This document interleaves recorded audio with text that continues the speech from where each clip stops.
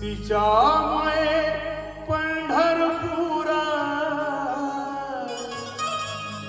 झाले कीर्तिवंत, तिच्यामुळे पंढरपुरा झाले कीर्तिवंत। विठ्ठलाच्या पायी विठ्ठल झाली भाग्यवंत, विठ्ठलाच्या पायी विठ्ठल झाली भाग्यवंत।